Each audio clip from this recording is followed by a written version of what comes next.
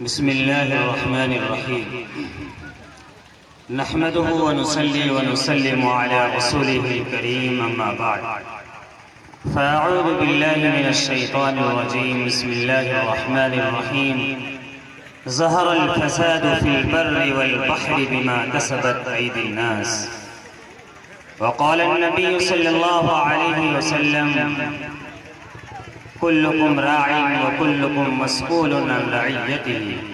او كما قال عليه الصلاة والسلام۔ حاضرین گرامی، اسٹیج پر تشریف فرما حضرات علماء کرام،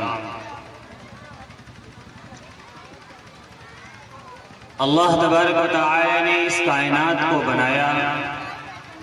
مالک الملک نے اس کائنات کو سجایا اور سجانے کے بعد نبی پاک صلی اللہ علیہ وسلم کی آمد کے لیے اس کائنات کو بنایا اور سوارا۔ تقریباً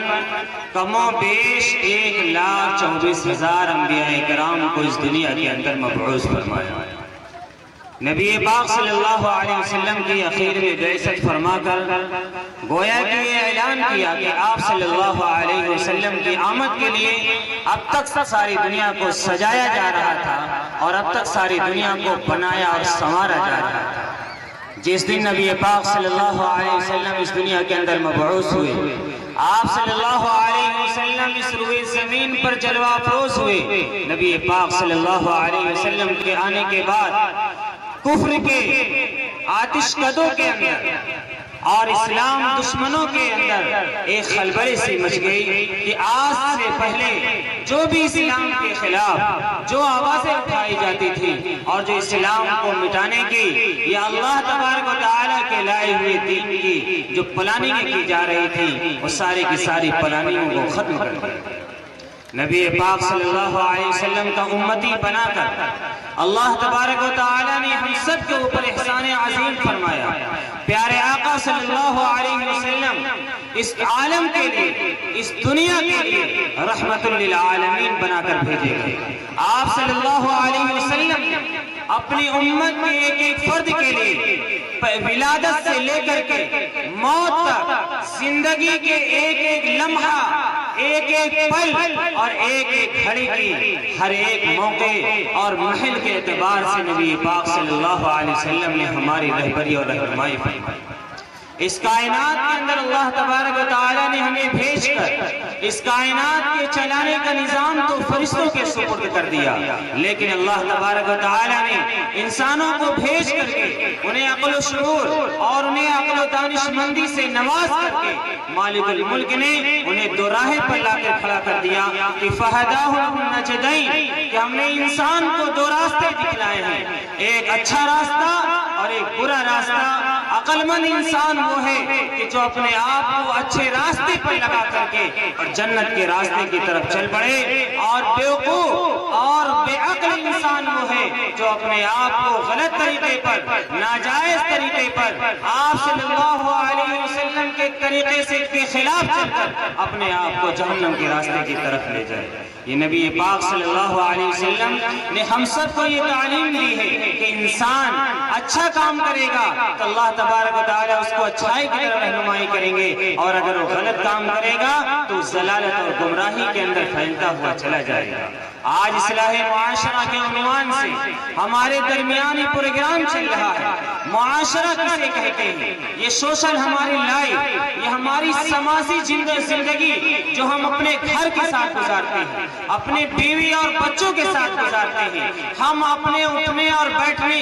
ملنے جلنے کی جو ہماری زندگی ہے، یہ ہماری زندگی کے اندر سدھار، اس کے اندر نکھار، اس کے اندر درستگی، اس کے اندر ایک اصلاح کیسے پیدا ہو جائے۔ آج اس پروگرام کا ایک عظیم مقصد ہے، آج اس پروگرام کا ایک خاص مقصد ہے۔ معاشرے میں سب سے زیادہ اگر اس وقت کسی چیز کی ضرورت ہے تو زبان کی حفاظت، زبان کی حفاظت۔ آج زبان ایک ایسی چیز ہے کہ اسی کے ذریعے سے ہنستے کھیلتے گھر آپ برباد ہو جاتے ہیں، اور یہی زبان ہے جس کے ذریعے سے حرام چیزیں حلال ہو جایا کرتی ہیں۔ زبان کی اللہ تبارک و تعالیٰ نے جہاں پر بے شمار نعمتیں انسانوں کو عطا فرمائی ہیں اور اپنی نعمتوں کو یاد کرا کر کے انسانوں کو مخاطب کر کے کہا ہے کہ دیکھو ہم نے تمہیں فلاں نعمت عطا کی ہے، ہم نے تمہیں فلاں نعمت عطا کی ہے، وہیں پر اللہ تبارک و تعالیٰ نے زبان جیسی عظیم الشان نعمت کو بھی دہرایا ہے۔ سورہ بلد کے اندر اللہ تبارک و تعالیٰ نے ارشاد فرمایا کہ وَلِسَانًا وَشَفَتَيْنِ، کہ انسان ہم نے تم کو زبان اور دو ہونٹ عطا کیے ہیں، اس زبان کی حفاظت۔ آج انسان بد زبانی کرے، کسی کو گالم گلوچ کا موقع ملے، کسی کو ناجائز تبصرے کا موقع ملے، زبان کے ذریعے ہستی کھیلتی گھرانے کو بربادی کا موقع مل جائے اور اسی زبان کے ذریعے سے آپسے میں اور ایک لازوال اور اٹل بنے ہوئے تعلقات کو ختم کیا جا سکتا ہے۔ اس لیے نبی پاک صلی اللہ علیہ وسلم نے ارشاد فرمایا ہے کہ زبان کی حفاظت کرو، احفظ لسان، اپنی زبان کی حفاظت کرو۔ آج اگر زبان کی حفاظت پر، زبان پر کنٹرول ہو جائے تو معاشرے کے اندر بہت ساری کمیاں، بہت ساری برائیاں اور بہت ساری خرافات اور بہت سارے ناجائز چیزوں کا جنم لینا مشکل ہو جائے۔ سب سے بڑی چیز ہے آج زبان کی حفاظت کی جائے۔ دوسرے نمبر پر آج جس کی سب سے زیادہ ضرورت ہے وہ یہ ہے کہ اپنی نگاہ کی حفاظت کی جائے۔ بد نگاہی ایک ایسا جرم ہے جو انسان کو ایمان اور کفر کی دہلیز پر لا کر کے کھڑا کر دیتا ہے، کہ بد نگاہی کی وجہ سے انسان کفر کی دہلیز پر آ کے پہنچ جاتا ہے۔ بد نگاہی کی وجہ سے وہ ایسے دہانے پر پہنچ جاتا ہے جہاں پر اسے اس بات کا آزمانا اور امتحان لینا مشکل ہو جاتا ہے کہ آج میرے اندر ایمان باقی رہ گیا ہے کہ نہیں رہ گیا ہے۔ نگاہوں کی حفاظت صرف مردوں کے لیے نہیں بلکہ عورتوں کے لیے ہے۔ نبی پاک صلی اللہ قرآن پاک کے اندر اللہ تبارک و تعالی نے نبی پاک صلی اللہ علیہ وسلم کے واسطے سے پوری امت کو مخاطب کر کے کہا ہے، جہاں پر اللہ تبارک و تعالی نے قرآن پاک کے اندر بے شمار مواقع ایسے ہیں، بے شمار مقامات ایسے ہیں جہاں پر مردوں کے ذمے میں اللہ تبارک و تعالی نے عورتوں کو پیغام دیا ہے، لیکن بد نگاہی کے تعلق سے اللہ تبارک و تعالی نے صرف مردوں ہی کو نہیں بلکہ اس میں عورتوں کو الگ مخاطب کر کے کہا، مردوں کو مخاطب کر کے کہا کہ قل للمؤمنین یغضوا من ابصارهم ويحفظوا فروجهم، کہ مومن مردوں سے کہہ دو کہ اپنے نگاہوں کی حفاظت کریں اور اپنی شرمگاہوں کی حفاظت کریں، اپنی نگاہوں کو پست رکھ کر چلیں اور اپنی شرمگاہوں کی حفاظت کریں۔ اسی آیت کے بعد عورتوں کے تعلق سے اللہ تبارک و تعالی نے ارشاد فرمایا قل للمؤمنات یغضضن من ابصارهن ويحفظن فروجهن، کہ آپ مومن عورتوں سے کہہ دیجئے کہ اپنی نگاہوں کی حفاظت کریں اور اپنی شرمگاہوں کی حفاظت کریں۔ آپ اندازہ لگائیے کہ اللہ تبارک و تعالی نے صیغہ امر کے ذریعے سے نبی پاک صلی اللہ علیہ وسلم کو مخاطب کر کے ہمیں کیا پیغام دیا ہے، کہ مردوں کو الگ پیغام دیا کہ بد نگاہی سے اپنے آپ کو بچائیں، عورتوں کو الگ پیغام دیا کہ بد نگاہی سے اپنے آپ کو بچائیں۔ بد نگاہی کسے کہتے ہیں؟ ناجائز نظر ڈالنا کسے کہتے ہیں؟ اللہ تبارک و تعالی نے جسے حلال کیا ہے دیکھنا، اس کے اوپر غلط طریقے کی نگاہ ڈالنا، اور جس کے دیکھنے کو اللہ تبارک و تعالی نے حرام قرار دیا ہے اس سے اپنے آپ کو بچانا، یہ بد نگاہی کہلاتی ہے۔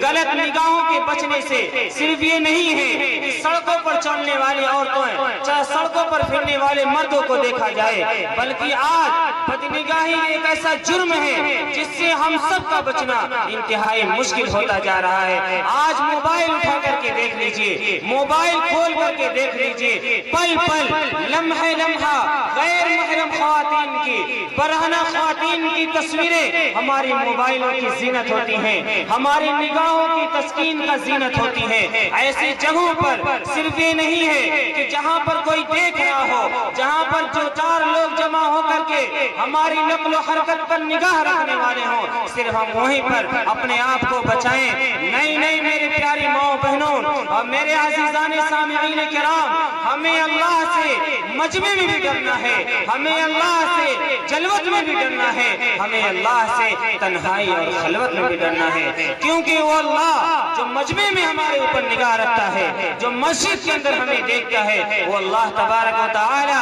ہمیں تنہائی کے اندر کالی رات اور کالی رات کے اندر کالی چیونٹی کی کالے پیر کے چلنے کی حرکت کو اور اس کی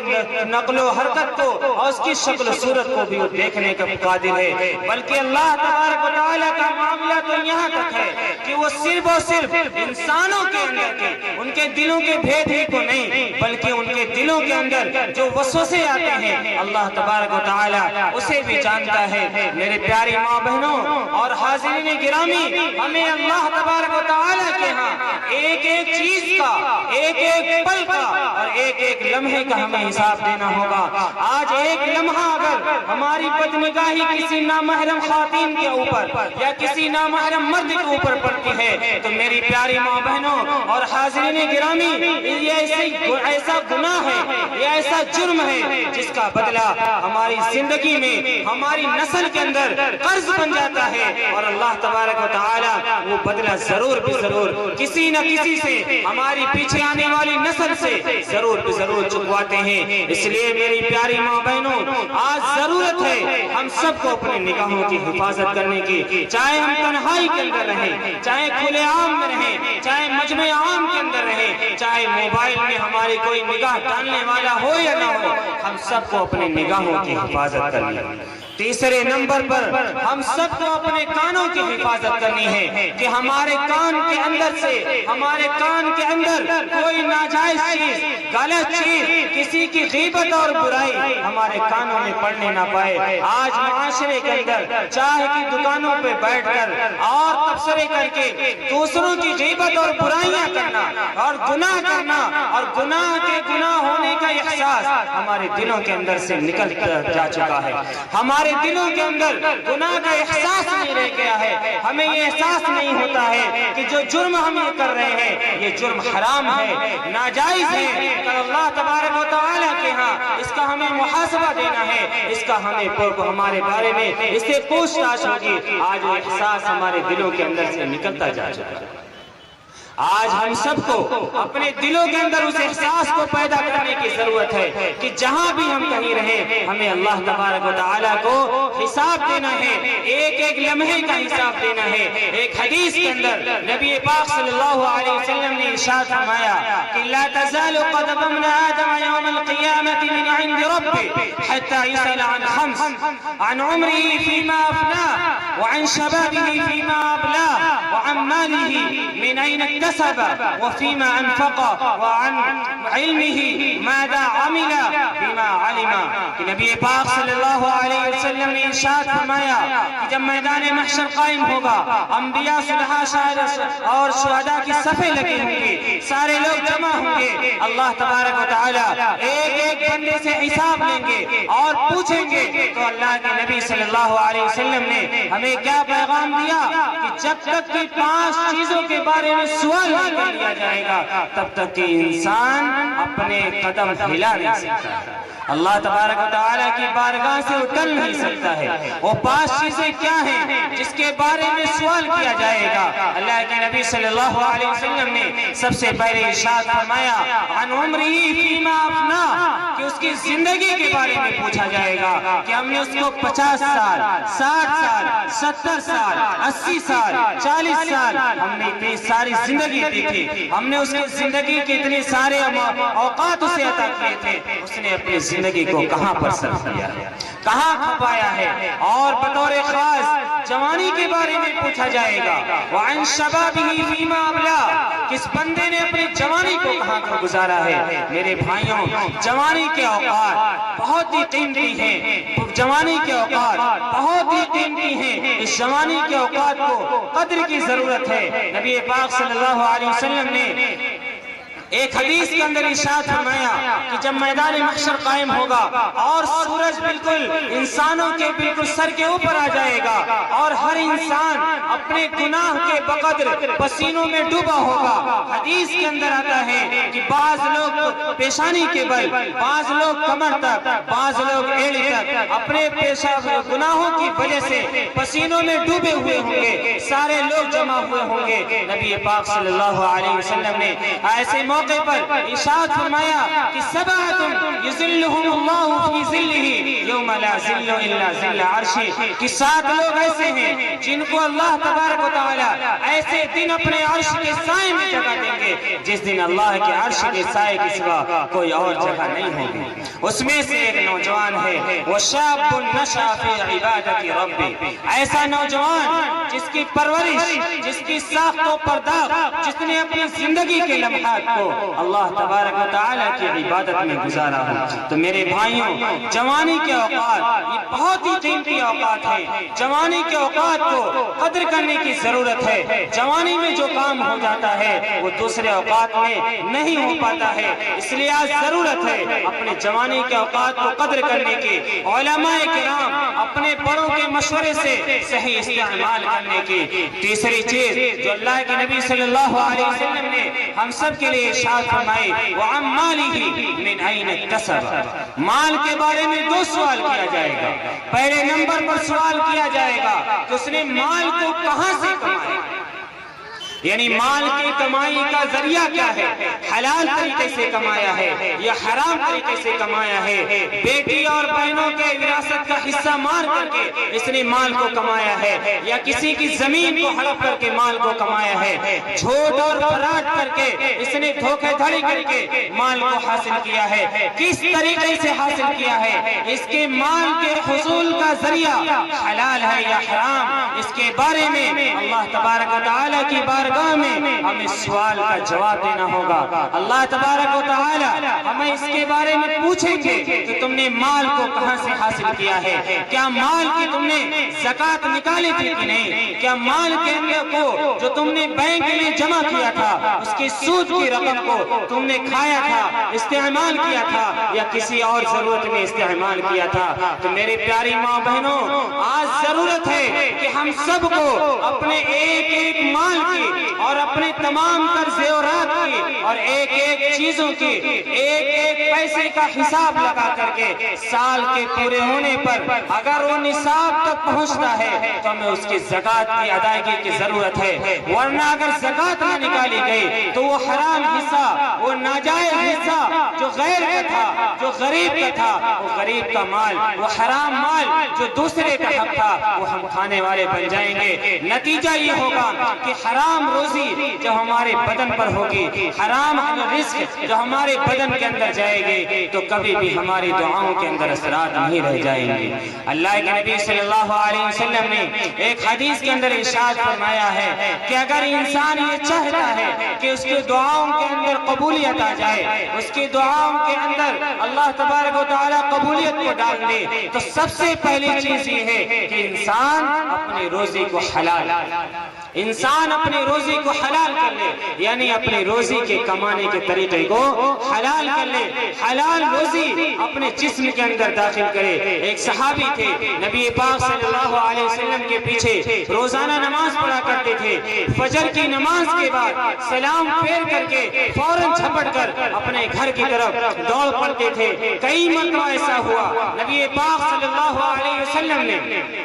ان سے سوال کیا کہ آخر کیا ماجرا ہے، آپ روزانہ نماز کے فوراً بعد چلے جاتے ہیں۔ آقا مدنی صلی اللہ علیہ وسلم فجر کی نماز کے بعد صحابہ کرام کو جمع کر کے وعظ و نصیحت فرمایا کرتے تھے، ان سے مدینے کے احوال معلوم کیا کرتے تھے اور ان کے اپنے ذاتی اغراض کو دریافت کیا کرتے تھے۔ ان صحابی سے پوچھا، انہوں نے کہا، اے اللہ کے رسول، میرے گھر کے دیوار میرے ایک یہودی بھائی کی اس دیوار سے سٹی ہوئی ہے، اس کے گھر کے آنگن میں کھجور کے درخت لگے ہیں، کھجوریں پک چکی ہیں، رات میں وہ کھجوریں میرے گھر کے اندر بھی گر جاتی ہیں، اور میں روزانہ دوڑ کر کے جاتا ہوں کہیں ایسا نہ ہو کہ میرے بچے میرے اس یہودی بھائی کی کھجور کو بغیر اس کی اجازت کے کھا لیں اور میری اولاد کے اندر حرام رزق کے پیٹ کی غذا بن جائے۔ تو میرے پیارے بھائیوں، دیکھیے نبی پاک صلی اللہ علیہ وسلم کے صحابی نے کیا عمل دکھایا۔ اللہ کے رسول صلی اللہ علیہ وسلم نے جب ان سے یہ سوال کیا اور وہ پلٹ کر کے آئے، انہوں نے کہا اے اللہ کے رسول، یقیناً آج میرے ساتھ ایسے ہی ہوا، میں گیا اور میرے بچے اٹھ کر کے اس کھجور کو اپنے گلے کے اندر ڈال لیے تھے، میں نے انگلی ڈال کر کے ان کے حلق سے باہر کر دیا کہ میری اولاد کے اندر حرام روزی حرام رزق میرے بچوں کے پیٹ میں جانے نہ پائے۔ اس لیے نبی پاک صلی اللہ علیہ وسلم نے ارشاد فرمایا ہے لا يدخل الجنت جسد غذي بالحرام، کہ ایسا جسم ایسی باڈی جنت کے اندر داخل نہیں ہو سکتی جس کی پرورش حرام روزی کے ذریعے کی گئی ہو، حرام چیز کے ذریعے جس کی گئی ہو۔ تو آج میرے پیارے بھائیوں، آج ہم سب میں سے کون ایسا ہے جو جنت کا طلبگار نہیں ہے؟ کون ایسا ہے جو جہنم سے اپنے آپ کو بچانا نہیں چاہتا ہے؟ کون ایسا ہے جو جنت الفردوس میں اپنا ٹکٹ ریزرویشن نہیں کرانا چاہتا؟ ہر ایک کی یہ خواہش، ہر ایک کی یہ چاہت ہے کہ مرنے کے بعد اگر مجھے سب سے پہلی چیز ملے تو جنت کی بشارت ملے۔ تو میرے پیارے بھائیوں اور میری پیاری ماں بہنوں، اگر ہم اپنے آپ کو جنت کے اندر داخل کرانا چاہتے ہیں، اگر ہم اپنے آپ کو جنت کا حقدار بنانا چاہتے ہیں، تو سب سے پہلی چیز ہے کہ ہم اپنے آپ کو حرام روزی سے بچائیں، حرام مال سے بچائیں، اپنے اور اپنوں کے اندر حلال رزق اور حلال مال کا استعمال کریں۔ تیسرے چوتھے نمبر پر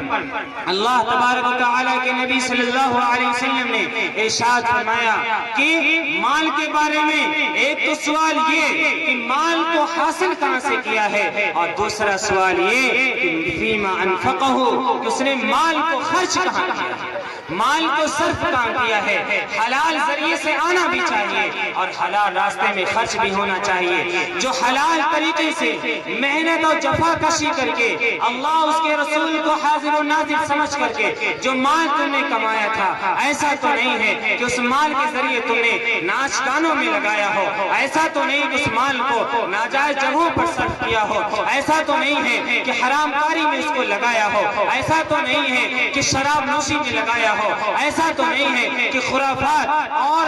لہو لعب کی چیزوں میں تم نے اس پیسے کو صرف کیا ہو۔ تو میرے بھائیوں، صرف مال کے حصول کا سوال نہیں بلکہ مال کے خرچ کا بھی سوال کیا جائے گا کہ جو ہم نے امانت تمہیں دی تھی، جو پیسہ ہمیں تمہیں دیا تھا اور جو رزق ہمیں تمہیں دی تھی، اس رزق کو تم نے کہاں پر صرف کیا ہے۔ تیسرے نمبر پر اللہ کے نبی صلی اللہ علیہ وسلم نے ایک ارشاد جہاں پر فرمایا کہ ہمیں اپنے زندگی کی حفاظت کرنی چاہیے، جوانی کی، اس کے بعد فرمایا کہ مال کو حلال طریقے سے حاصل کرو، اس کے بعد فرمایا کہ مال کو حلال جگہ پر استعمال کرو، اور اخیر میں اللہ کے نبی صلی اللہ علیہ وسلم نے یہ کیا ارشاد فرمایا۔ وہ غور کرنے کی چیز ہے کہ اللہ کے نبی صلی اللہ علیہ وسلم نے ہمارے لیے ارشاد فرمایا کہ ہماری زندگی میں جو کچھ ہم نے سیکھا ہے، جو دین کا علم ہمیں ملا ہے، جو اللہ اس کے رسول کی حلال و حرام کی تعلیم ہمیں ملی ہے، ہم نے اس کے مقتضا پر اس کے مطابق کتنا عمل کیا ہے،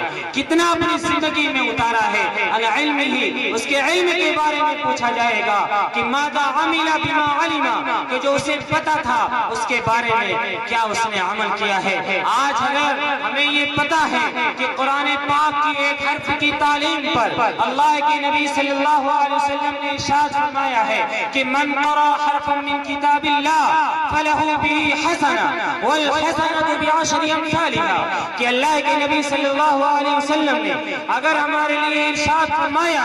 کہ قرآن پاک کے ایک حرف کی تلاوت پر اللہ تبارک و تعالی ہمیں 10 نیکی عطا فرمائیں گے، تو ہم نے اس 10 نیکی کے حصول کے لیے کتنی کوشش کی ہے، ہم نے اس کے حاصل کرنے کے لیے کتنی محنت کی ہے، ہم نے اس کے حاصل کرنے میں اپنے آپ کو کتنا لگایا ہے۔ تو میرے پیارے بھائیوں، قرآن پاک کی تعلیم پر ہم سب کو توجہ دینے کی ضرورت ہے۔ علم اگر آج ہمیں پتا ہے کہ ایک وقت کی نماز کو وقت پر نہ پڑھنے پر 2,88,000 برس جہنم میں جلنا پڑے گا، تو اس کا یہ احساس ہم سب کے دل و دماغ کے اندر ہونا چاہیے کہ آج اگر خدا نخواستہ میری ایک وقت کی نماز قضا ہو جاتی ہے تو کل اللہ تبارک و تعالی مجھے 2,88,000 برس جہنم میں جلائیں گے۔ میرے پیاری ماں بہنوں اور حاضرین گرامی، معاشرے میں اگر نماز کی پابندی کا اہتمام ہو جائے اور جتنے مومن